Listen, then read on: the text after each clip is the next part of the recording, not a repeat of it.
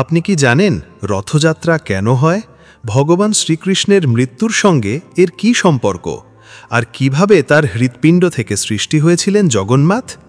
আজকের ভিডিওতে আমরা জানব এই বিস্ময়কর অলৌকিক ঘটনা, যা শুনলে আপনি অবাক হয়ে যাবেন। তাই বলছি, যদি সত্যিই জানার ইচ্ছা থাকে তাহলে ভিডিওটা শেষ পর্যন্ত মনোযোগ দিয়ে দেখুন। আর যদি শুধু সময় কাটানোর জন্য ক্লিক করে থাকেন তাহলে এখানেই স্কিপ করে দিন। কারণ মহাভারত থেকে আমরা জানতে পারি অল্প জ্ঞান সব দিক থেকে বিপজ্জনক। তাই শুরু করি আজকের রহস্যময় যাত্রা। প্রথমেই চলুন জানি ভগবান শ্রীকৃষ্ণের মৃত্যু কিভাবে ঘটেছিল। মহাভারতের যুদ্ধ শেষে গান্ধারীর 100 পুত্রই মারা যায়। গান্ধারী ছিলেন একজন সৎ, ন্যায়পরায়ণ এবং ভক্তিসম্পূর্ণ পূজারত রানী। তার মনে হয়েছিল এই যুদ্ধ শ্রীকৃষ্ণ চাইলে তার দেবত্ব দিয়ে যুদ্ধ থামাতে পারত, কিন্তু তিনি তা করেননি। তাই গান্ধারী নিজের সন্তান হারানোর অসহনীয় দুঃখ যন্ত্রণায় শ্রীকৃষ্ণকে অভিশাপ দেন।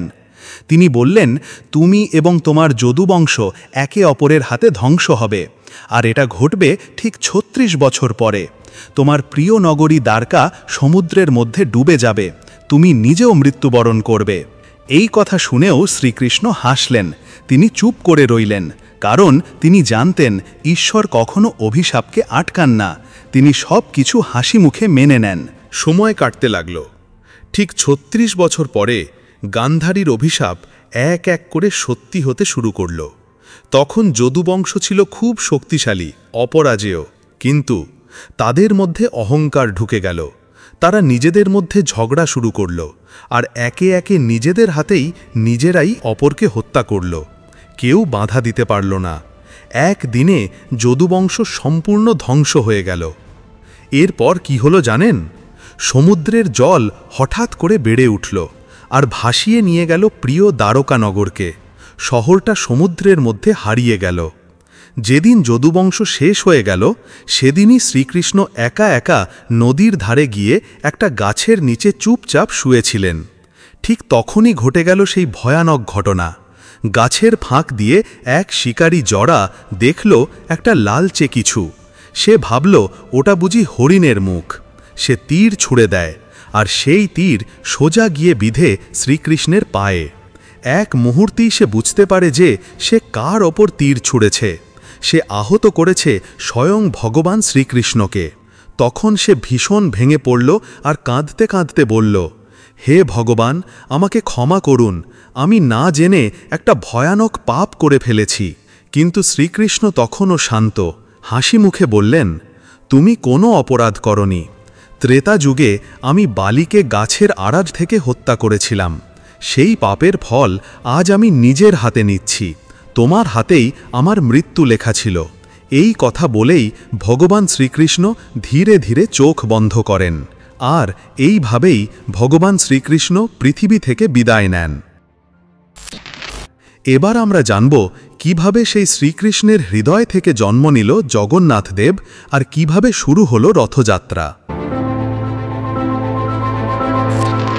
এরপর শিকারী জড়া তখন খুব দুঃখিত হয়ে সে সব কিছু জানায় অর্জুনকে। সব শুনে অর্জুনের মন ভেঙে যায় দুঃখে। তিনি সৎকারের জন্য শ্রীকৃষ্ণের দেহ গ্রহণ করেন। শ্রীকৃষ্ণের দেহ আগুনে পুড়ে ছাই হয়ে গেলেও তার হৃদয় পুড়ল না। সেটা জীবিত ও অলৌকিক ছিল, একটা অদ্ভুত আলোতে জ্বলজ্বল করছিল। অর্জুন সেই অলৌকিক হৃদয়টি একটা কাঠের তক্তায় রেখে নদীতে ভাসিয়ে দেন। সেই হৃদয়টি ভেসে ভেসে গিয়ে পৌঁছায় ওড়িশার মহানদীর তীরে। সেখানে বাস করত এক আদিবাসী সম্প্রদায়, যাদের নেতা ছিলেন বিশ্ববাসু। বিশ্ববাসু সেই জ্যোতির্ময় হৃদয়টি পান, যেটা থেকে দেবালোকে আলো বের হচ্ছিল। তিনি সেই হৃদয়কে নীলমাধব রূপে গোপনে পূজা করতে থাকেন, অত্যন্ত শ্রদ্ধা আর ভক্তি দিয়ে। অন্যদিকে অবন্তী রাজ্যের রাজা ইন্দ্রতিউব ছিলেন একজন বড় বিষ্ণু ভক্ত। একদিন এক ঋষি এসে তাকে বলেন, মহারাজ, ওডিশায় এক অলৌকিক দেবরূপ নীলমাধবের পূজা হয়। তাকে এক আদিবাসী নেতা গোপনে পুজো করেন। এটা শুনেই রাজা উল্লসিত হয়ে ওঠেন। তিনি সঙ্গে সঙ্গে একজন জ্ঞানী ব্রাহ্মণ বিদ্যাপতিকে পাঠান ওড়িশায় সত্যতা যাচাই করতে। বিদ্যাপতি অনেক পথ পেরিয়ে পৌঁছালেন এক রহস্যময় গ্রামের কাছে, যেখানে আদিবাসীদের নেতা বিশ্ববাসু নাকি একটি গোপন গুহায় এক অলৌকিক দেবতা নীলমাধবের গোপন পূজা করেন। বিদ্যাপতি বিশ্ববাসুর সঙ্গে দেখা করে ভক্তিভরে বলেন, মহাশয়, আমি বহু দূর থেকে এসেছি, আপনি কি আমাকে সেই পবিত্র স্থানে একবার নিয়ে যেতে পারেন? বিশ্ববাসু কিছুটা সংকোচে বলেন, ক্ষমা করবেন, আমি কাউকেই সেখানে নিয়ে যেতে পারি না। বিদ্যাপতি তখন দিশেহারা, এভাবে যদি ফিরে যাই তাহলে রাজাকে কি বলবো? আমাকে কিছু একটা উপায় বের করতেই হবে। এই চিন্তায় তিনি কিছুদিন সেই গ্রামেই থেকে যান। এভাবেই ধীরে ধীরে বিশ্ববাসুর মেয়ে ললিতার সঙ্গে বিদ্যাপতির ভালোবাসা সৃষ্টি হয় এবং শেষমেশ তারা বিবাহ করেন। বিয়ের কিছুদিন পর বিদ্যাপতি ললিতাকে অনুরোধ করেন, তুমি কি তোমার বাবাকে অনুরোধ করতে পারো যেন আমায় একবার নীলমাধব দর্শন করতে দেন? ললিতা বলেন, আমি চেষ্টা করব। ললিতা তার বাবাকে রাজি করান, তবে বিশ্ববাসু একটি শর্ত দেন, বিদ্যাপতির চোখে পট্টি বেঁধে তাকে নিয়ে যাওয়া হবে। বিদ্যাপতি রাজি হয়ে যান, কিন্তু সাথে সাথে একটি কৌশল করেন। তিনি চালাকির সাথে সর্ষের দানা নিয়ে যান এবং গুহার পথে ছড়িয়ে ছড়িয়ে যান, যাতে ফিরে আসার সময় তিনি সেই পথ চিনতে পারেন। অবশেষে তিনি পৌঁছে যান সেই গুহায়। সেখানে তিনি যা দেখেন তা তার জীবনে কোনোদিনও ভুলবেন না। এক আশ্চর্যকর আলোয় পূর্ণ এক অলৌকিক রূপ নীলমাধব। গভীর ভক্তি আর আনন্দে তার চোখ ভরে ওঠে। গোপন গুহা থেকে ফিরে এসে তিনি সব কথা জানান রাজা ইন্দ্রতীয়ুবকে। কিছুদিন পরে রাজা বিদ্যাপতির সাথে সেই সর্ষে গাছের দানা অনুসরণ করে সেই গুহায় পৌঁছান, কিন্তু তখনই ঘটে এক অলৌকিক ঘটনা। নীলমাধব আর সেখানে নেই, গুহাটি একেবারে শূন্য। এই অলৌকিক ঘটনার সামনে পড়ে রাজা হতাশ হয়ে পড়েন আর ফিরে আসেন তার রাজ্যে। কিন্তু তার মনে জেগে থাকে একটাই সংকল্প, এই নীলমাধবকে খুঁজে বের করতেই হবে। সেই রাতেই রাজা ইন্দ্রতীয়ুব এক অলৌকিক স্বপ্ন দেখেন। ভগবান বিষ্ণু স্বপ্নে এসে তাকে বলেন, এই জগতে আমি তোমায় নীলমাধব রূপে আর দর্শন দিতে পারবো না। তুমি পুরীর সমুদ্র তটে যাও। সেখানে সমুদ্রের বুকে ভেসে আসবে এক বিশাল লালচে সুগন্ধি দারু বৃক্ষ। তাতে থাকবে আমার শঙ্খ, চক্র, গদা আর পদ্মের চিহ্ন। সেই কাঠ দিয়েই বানাবে আমার 3টি মূর্তি। তখনই শুরু হবে আমার পূজা, জগন্নাথ, বলভদ্র ও সুভদ্রার রূপে। রাজা তখনই ছুটে যান পুরীর সমুদ্র তটে। তখন সত্যি তিনি দেখেন বিশাল এক অলৌকিক কাঠ ভেসে আসে তীরে। রাজা এবং প্রজারা সেই কাঠটি টেনে তোলার জন্য অনেক চেষ্টা করেন, কিন্তু পারছেন না। শেষ পর্যন্ত আদিবাসী নেতা বিশ্ববাসুর সাহায্যে সেই অলৌকিক কাঠ রাজপ্রাসাদে আনা হয়। কিন্তু এরপর আবার এক বিপত্তি। রাজ্যের সেরা কারিগররাও সেই কাঠে হাত দিতে পারছেন না। তারা বলেন, এই কাঠ এতই শক্ত যে আমাদের ছেনি হাতুড়ি কিছুতেই কাজ করছে না। আমাদের ক্ষমা করুন রাজা, আমরা ব্যর্থ। রাজা তখন ভীষণ হতাশ। কিন্তু সেই রাতেই ভগবান বিষ্ণু আবার স্বপ্নে আসেন।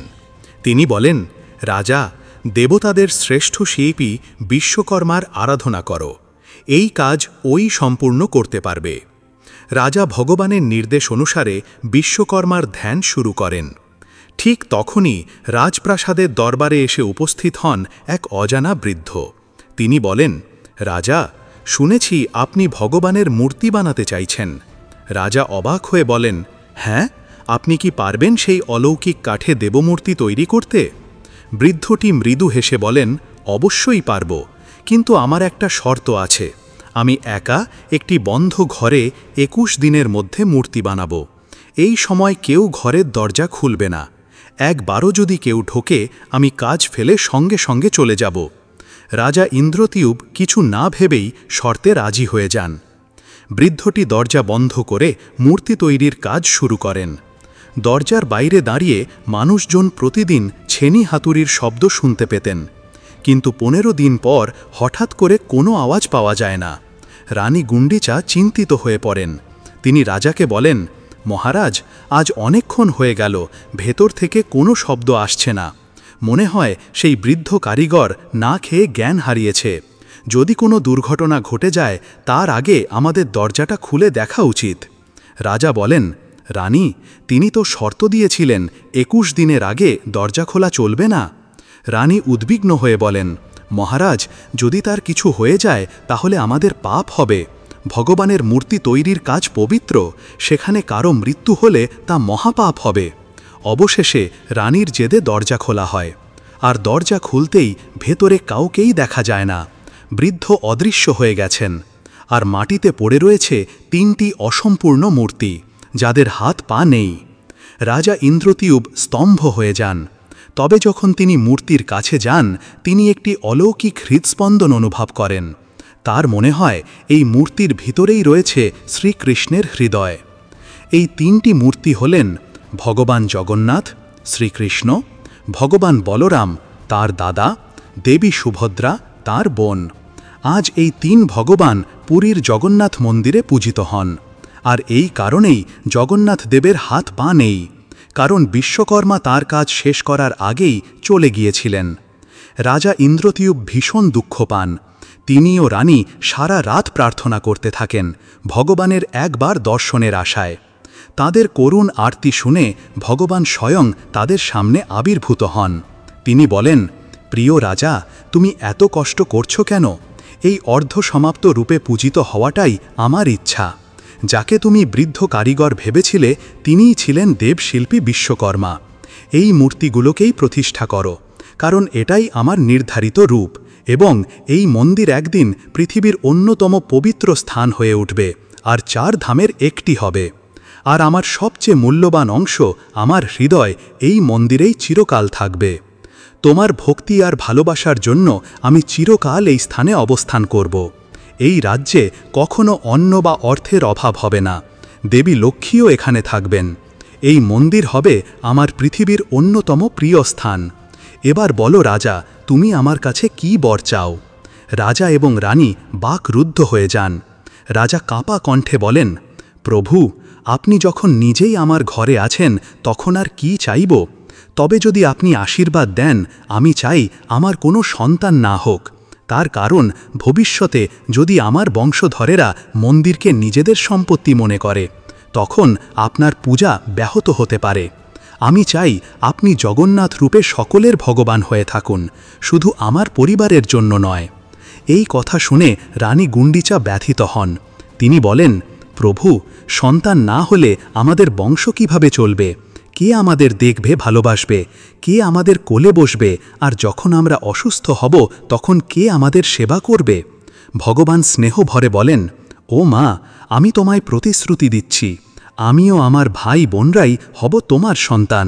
রাজা চলে যাওয়ার পর আমি এই রাজ্য শাসন করব। এই রাজ্যে কখনো খাদ্য বা অর্থের অভাব হবে না। মানুষ চিরকাল আধ্যাত্মিক আনন্দে থাকবে। আর প্রতি বছর মা, আমি তোমার কাছে আসব 7 দিনের জন্য, যেন তোমার সন্তান তোমার কোলে ফিরে আসছে।